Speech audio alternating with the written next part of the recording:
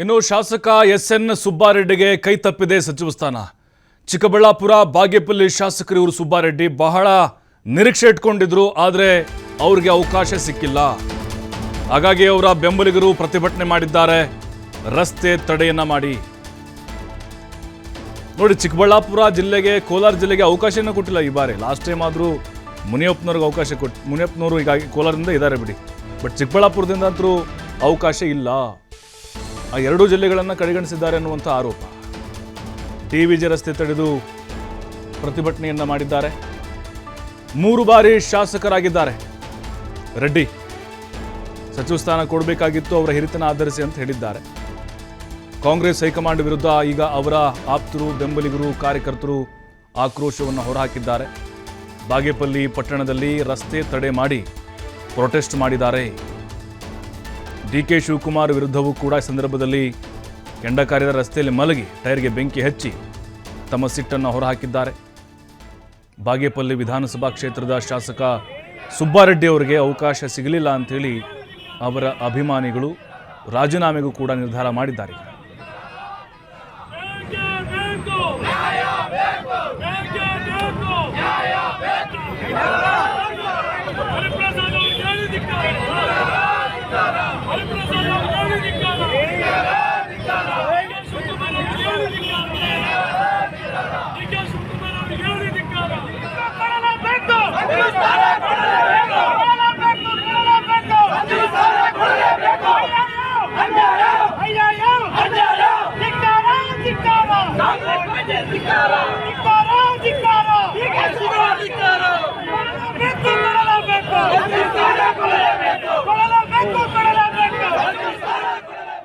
ನೋಡೀಗ ಚಿಕ್ಕಬಳ್ಳಾಪುರ ಆ ಜಿಲ್ಲೆಗೂ ಕೂಡ ಅವಕಾಶಗಳು ಸಿಕ್ಕಿಲ್ಲ. ಎಲ್ಲ ಒಂದು ಕಡೆ ಶರತ್ ಬಚ್ಚೇಗೌಡ ಆಗಿರ್ಬೋದು, ಆ ಭಾಗದ ಸುಬ್ಬಾರೆಡ್ಡಿ ಆಗಿರ್ಬೋದು, ಅದರ ಜೊತೆಗೆ ಅಲ್ಲಿ ಕೋಲಾರ ಡಿಸ್ಟಿಕ್ಕು ಈಗ ಮುನಿಯಪ್ಪನವ್ರು ಬಿಡಿ ದೇವನಹಳ್ಳಿಯಿಂದ ಗೆದ್ದಿದ್ದಾರೆ, ಹಾಗಾಗಿ ಕೋಲಾರ ಜಿಲ್ಲೆ ಅಂತ ಕನ್ಸಿಡರ್ ಆಗಲ್ಲ.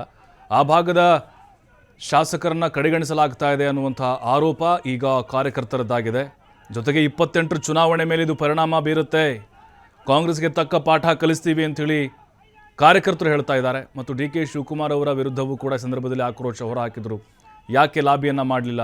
ನಮ್ಮ ಶಾಸಕರ ಪರವಾಗಿ ಹೈಕಮಾಂಡ್ ಮುಂದೆ ನೀವು ಮನವಿಯನ್ನು ಮಾಡಬಹುದಾಗಿತ್ತು. ಪಟ್ಟಿಯಲ್ಲಿ ಸಂಭಾವ್ಯರ ಪಟ್ಟಿಯಲ್ಲಿ ಹೆಸರಿದ್ದರೂ ಕೂಡ ಸುಬ್ಬಾರೆಡ್ಡಿ ಅವ್ರದ್ದು, ಫೈನಲಿ ಯಾಕೆ ಅವರ ಹೆಸರನ್ನು ಕೈ ಬಿಡಲಾಯಿತು? ನಮ್ಮ ಜಿಲ್ಲೆಯನ್ನು ಕಡೆಗಣಿಸ್ತಾ ಇದೆ ಕಾಂಗ್ರೆಸ್ ಅನ್ನುವಂತಹ ಆಕ್ರೋಶದ ನುಡಿಗಳು ಈ ಪ್ರತಿಭಟನೆ ಸಂದರ್ಭದಲ್ಲಿ ಬಂದವು. ಟೈರ್ಗೆ ಬೆಂಕಿ ಹಚ್ಚಿ ಕೂಡ ತಮ್ಮ ನೋವನ್ನು ಕಾರ್ಯಕರ್ತರು, ಸುಬ್ಬಾರೆಡ್ಡಿ ಅವರ ಬೆಂಬಲಿಗರು ಹೊರಹಾಕಿದರು.